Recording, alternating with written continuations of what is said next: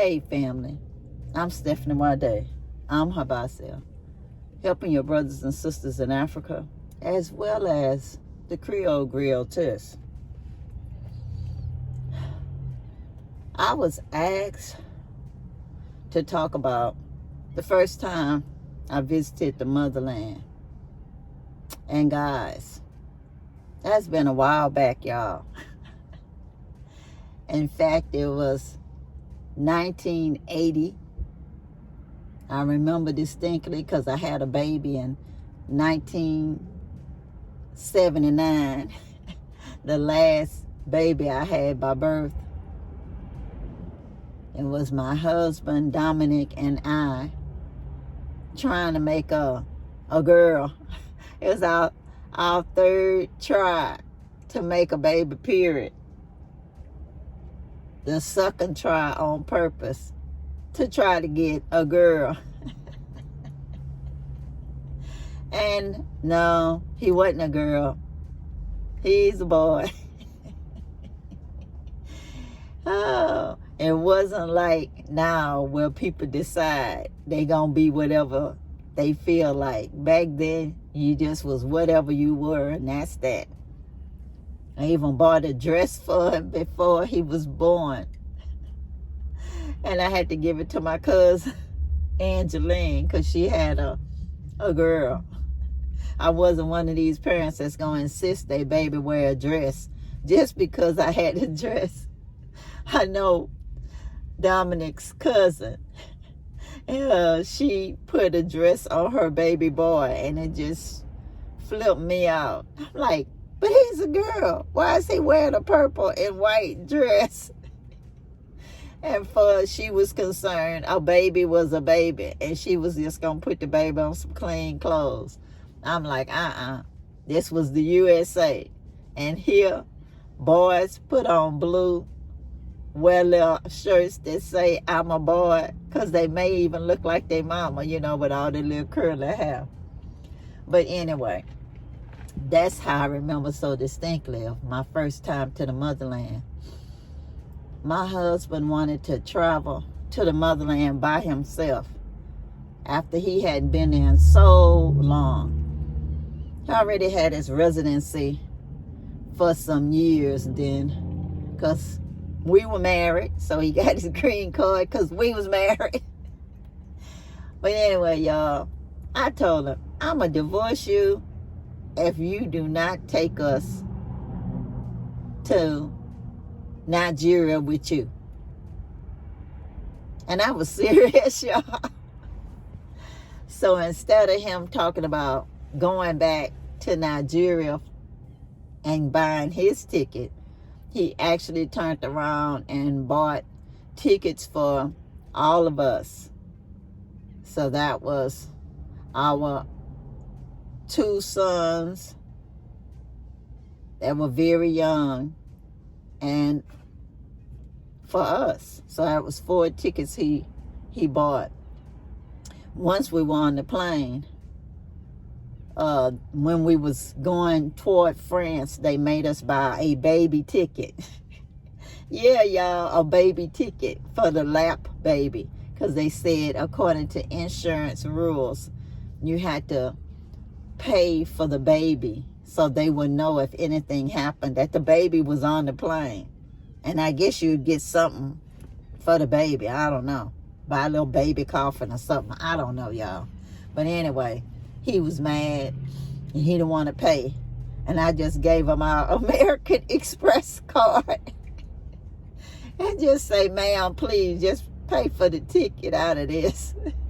I didn't want to hear no mess out of him or the airline and getting kicked off the plane just because he didn't want to pay for the baby. It was just general principle to him. You didn't have to pay in the United States, but once you leave the United States, you had to pay for the lap baby.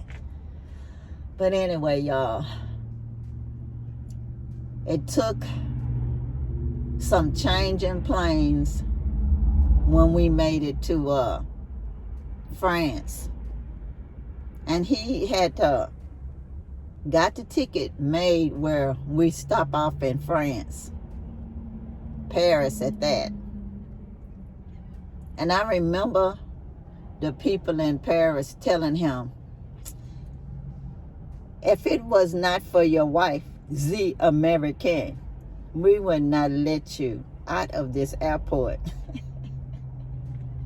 Because he had lost his Nigerian passport, and we actually did go to New York several times to try to get him a new passport reissued. And Nigeria gave him documents that was not going to work for leaving the airport in Paris. They told him, these papers are not written. They say these papers are not worth the paper it's written on. But since your wife is the American, yes, you can go with her outside this airport. So we actually did take a day off on that layover, and we went and spent the night in Paris, had a day trip where we got to see the Eiffel Tower and all kind of other stuff, whatever was on the tourist bus. That's what we saw.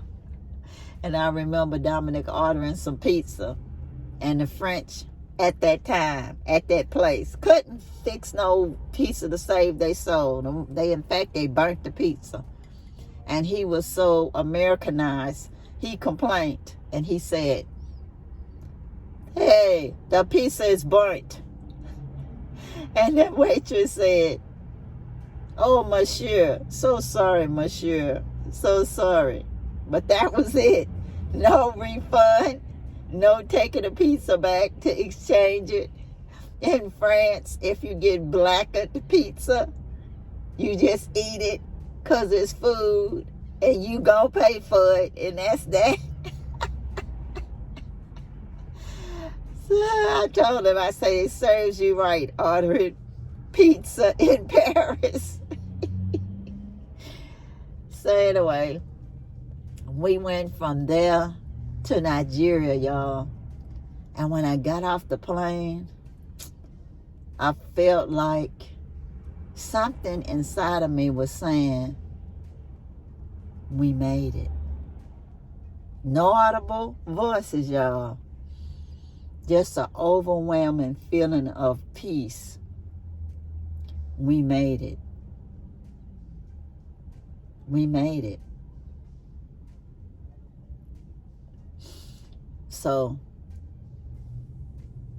if I wouldn't have been holding my baby, I would have kissed the ground I was walking on, for real, y'all. I was just that happy to be back in the motherland. And I saw all these people surrounding me that looked like me. I was not in a minority anymore. I was in a majority. And I remember feeling like I felt growing up in Galveston during segregation. Because it was like growing up in Little Africa with it being segregated, because we had 28th Street Beach, 29th Street Beach, as well as West Beach. West Beach had all the little honky-tonks where you could dance and all that, meet people. And people got all dressed up when they went to 28th, 29th Street Beach. It's right by where the Pleasure Pit is today, and it actually was there at that time too. So when you look at the pictures, you'll think you're in the motherland when you're seeing the pictures of the colored folks on the beach. But segregation did that.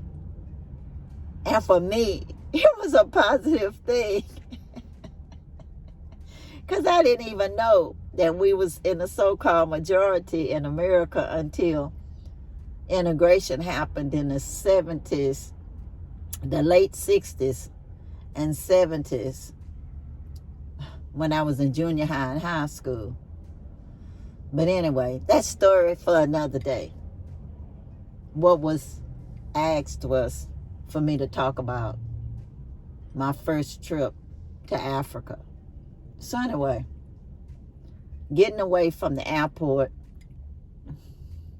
and getting used to seeing folks looking like me again after segregation, you know. I just feel so much at peace. And when we made it, at the airport, in fact, our in-laws picked us up at the airport. And we went, I can't remember, y'all, if we stayed at somebody's house right away or if we was at the hotel. But if my memory served me right, we probably was taken directly to my brother-in-law's apartment. And we stayed in their bedroom. And somebody was carrying the luggage on their head, y'all. And I was so upset because I had glass in that suitcase. I'm like, don't put that on your head. You're going to crack the glass. And they're like souvenirs in there. And then Dominic told me they stronger on their head than in their hand. Because when the man switched the suitcase to his hand and he had to walk up the steps, he was struggling because the suitcase was heavy. But when he had it on his head, it was like, it was nothing. You know, he was just walking like it wasn't nothing. And I just laughed because I'm like, I'm sorry, but I don't want him breaking my glass. I take after my grandmother for that. It's like all that money. I don't even know how much money we spent for that in Paris because it was in their money and it was like monopoly money to me. So who knows how much we spent for that stuff. But anyways, the food over there reminded me of the food that I grew up eating. It was spicy, had tomato paste in it. It was fine, y'all. Long as you give it to me with rice. Of course, everybody else pretty much was eating fufu. I had already tried fufu several times with my in-law in Denver. And no matter how she made it, even when she used just plain old mashed potatoes and Bisquick mix, I just couldn't get over that swallowing stuff. So anyway, no, I did not eat fufu. And they just looked at me and they said, rice again? Okay, I will make it for you. And so instead of the hostess cooking it for me, she actually sent her little pot with her child, and they went and bought rice from somebody that had rice cooked on the street as a street food, and you just pay them just a little bit of money and they put you a rice portion in a pot. So anyway, I got that taken care of.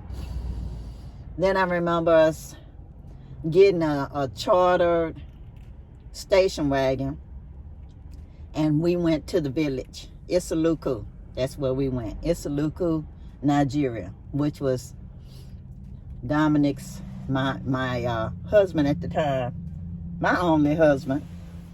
We are divorced now, but at the time we was married. So anyway, we went to the village, and the station wagon with his brother and sister-in-law, and people welcomed us. You would think you was on an episode of Roots. For real. And I had 3 sons for Nigeria, y'all. They was just obsessed with boys back then. So I was a good woman because I had boys. They just don't know. I was trying for a girl 2 times. I was happy I had a baby. And I still bonded with him and breastfed him and stuff. But I wanted a girl. At least one. But anyway, they was happy. They was picking up the baby and taking the baby down the road. And I'm hollering, he's breastfeeding. And my husband at the time was looking at me like, you know they don't care. And the guy looked at me like, so? As if the baby cried. He just give them to somebody who's breastfeeding too, and the baby will be fine. You know, they'll take care of their baby, because in Nigeria, the babies belong to the husband's family. So they was just taking their baby to show their baby off to the community. And pretty much everybody was related to everybody in that community anyway. So it was lots of rejoicing, y'all. Like I said, like a movie when you returning to Africa, you know. They was laughing and singing all over the place. They was using glass bottles. At the time, there's no such thing as cans. So they had glass bottles and that they actually blew on and used them as a musical instrument. And some people was using spoons to make music too. You know, two spoons together, tapping them together. And I said, wow, they remind me of the Zydeco music in Louisiana. So we had a lot in common, y'all. The music was so pretty. They were singing in Igbo, their local language. I didn't know what they were saying, I ain't gonna lie. But it sounds so pretty, y'all. It sounds so pretty. And back then, really didn't have access to even record the stuff. You just had to have a good memory. But all I knew is that I loved it there. It was a very nice experience. I got to meet my mother-in-law. She couldn't speak any English when I first went there. And I didn't speak Igbo. It was my husband's fault, because he wouldn't teach me the language. He wouldn't teach the language to the kids. He reminded me of my ancestor in the United States that didn't want his children to learn Creole. So anyway, the children did fine, at least the younger ones. They actually ate fufu. They ate fufu in the United States before they left with their dad when he fixed it. So they was happy eating fufu in Isaluku. The only thing that made me laugh was when I wanted to eat chicken and fries. They went and bought a live chicken, y'all, because there was no grocery stores in the town. None. You know, you had little local shops where you could buy little things like sodas and drinks and bread from the people on the street and stuff like that. But if you wanted to eat something like chicken, they had to go buy a live chicken in a cage, bring it home, kill a po chicken for you, and then dress it for you. They kept bringing the chicken to me, and I'm like, I don't want the head. So they cut the head off. Then they bring the chicken back. I don't want the feet. So they cut the feet off. Everything, they kept bringing that to me, and I'm telling them what I don't want on the chicken. So they just took all that off. I'm sure they made a soup with it later for themselves. So anyway, I fixed it. I told them I wanted the chicken fried. So with the fries and the chicken, I was eating that happily. And they was like, that's just a snack. Because for us, they concerned, if it didn't have a sauce to eat it on rice or make fufu, it was just snacks. So anyway, that was funny to me. I remember it being hot when I first got off the plane, and I said, you know what? It's hot, just like Texas. Because I was living in Chicago. We were living in Chicago at the time. So I said, oh, it's hot, just like Texas. But I tell you what, it was beautiful. I remember thinking it reminded me of paradise. The people there told my husband, she looks like your sister. And I remember distinctly him being real agitated with his relatives. And he said, I don't care what she looked like. She is my wife. She's not my sister. She's my wife. And you know, years later, I realized that my family and his family, they do look alike. Because I saw his cousin that I didn't even know was his cousin at the Isaluka Association. And she invited me to her mom's birthday party. And she looked so much like my mother. She was high, yellow, and everything, y'all. And she was built like a warrior woman, you know? Solid muscles, not fat at all, just solid. And when I saw her, I thought she was Creole, y'all. I didn't know she was no Nigerian. So I walked up to her to speak to her because I thought she was an African American like me and was there with her Nigerian husband or boyfriend at the meeting. And when she opened her mouth and she said her name, she had a Nigerian accent. And then when she invited me to her mama's party, I realized that, no, this is his cousin. This is a Nigerian. That's why they say that I look like his sister. Because in Africa, lots of places that I know of, it's no word for cousin, you know. People in your family is your brothers and your sisters, they family, and that's that, you know. So in Nigeria, she would have been considered his sister. But she looked just like my mama, y'all. And I didn't want to freak her out because my mother was no longer with us in this universe. So I told her, you look like one of my relatives. But she did look just like my mama, color and all. But anyway, y'all,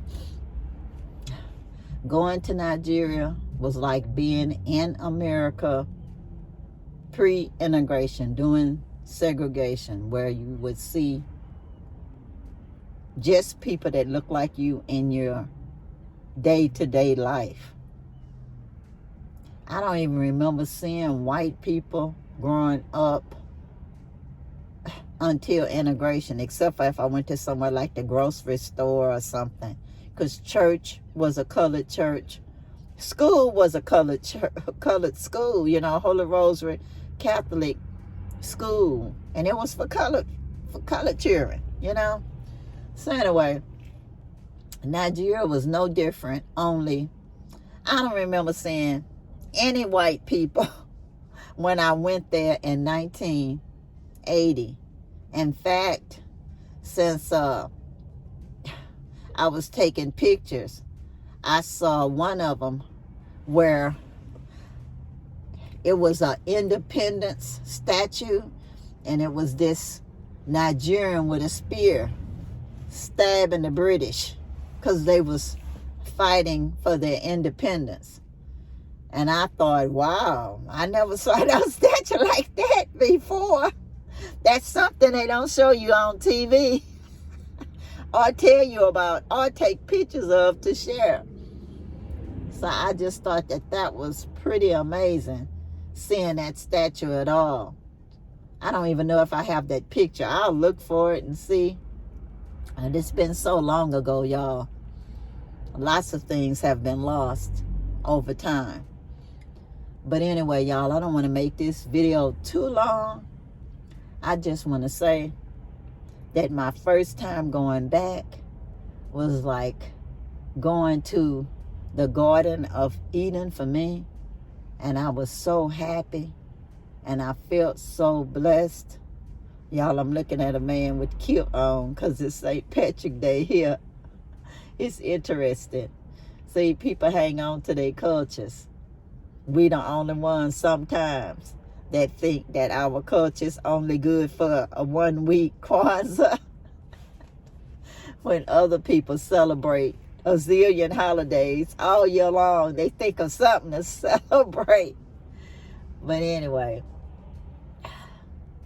I'm not going to keep y'all long. Well, too long anyway. All I want to say is, before I left Nigeria, I had been taken to visit everybody that they could think of to show me off. Oh, I met all the cousins and sisters and brother. It was just a fine time, y'all. And everybody was just so thrilled to see our children. And before I left, I remember my mother-in-law saying, bye-bye. She went out of her way to learn to tell me bye-bye. She was a sweet, sweet mother-in-law. And I learned to greet her by saying, Ogene. And they told me it meant good morning, good evening, good afternoon. Now, if I'm lying, it's what they told me. I can only take their word for it. That's the only thing about learning languages. You can only learn what people tell you, you know, what they teach you, whether it be right or wrong. But anyway, y'all, my sister-in-law gave me a lace outfit that was hers. It was pale orange and white. It was like a little eyelet cotton. It was so beautiful. It was a wrapper. It was like a shirt, a short sleeve shirt with a bottom skirt that you wrap around you. I remember, y'all, and I was so pleased that she thought well of me to give me a gift before I left. And when we went, y'all, my husband gave away so much money with Ogene and putting money in people's hands that I left earlier than him because he was staying long enough to get his passport for real before he went back. And I had to swear to my in-laws that I wasn't divorcing him at the time because they thought we were separating because I was leaving with the children early. Because if they thought that, y'all, they wouldn't even take me to the airport. But anyway, I had to show them that the ticket was already made for me and the kids to go back. And so that's what happened. So they brought me to the airport. We went back through Paris again. We spent a night at the hotel because of the layover. But no, we did not leave the hotel because I was with the children by myself, so I didn't want to do that. But I did want to spend a night at a hotel because I didn't want to sleep in the airport, you know, for no whole day and night. So anyway, when I was going through the airport with the children, I noticed the difference on how they treat Americans, and I felt like an American going back because the Paris police said, make way for the American with the babies. And he knocked everybody out of the line so he could bring me and the kids past everybody in the line waiting to go through immigration. Some people, they made them go in a curtain so they could search them and everything. But for me, they half looked at my diaper bag like American. She ain't doing nothing. They didn't half look at nothing I had. So anyway, it was a good trip back. And I made it back home.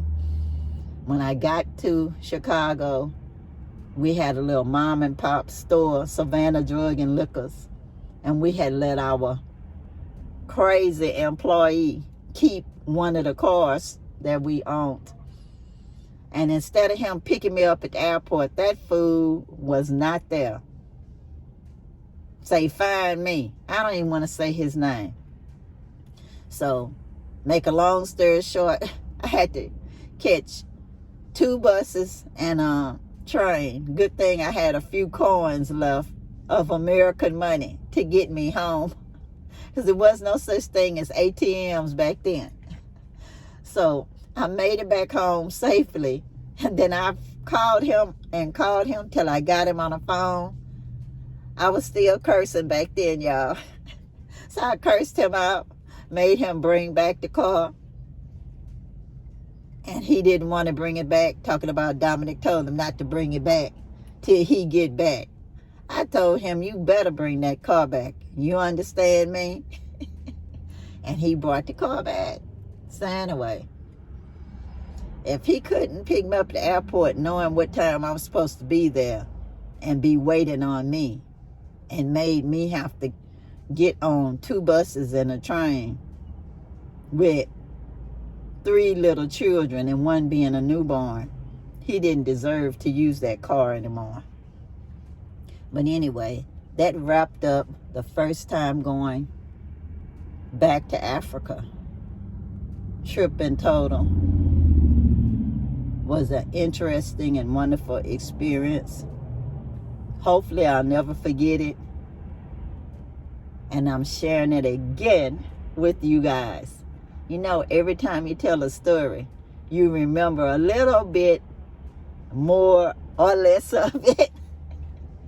But at least y'all are hearing this version of it this time.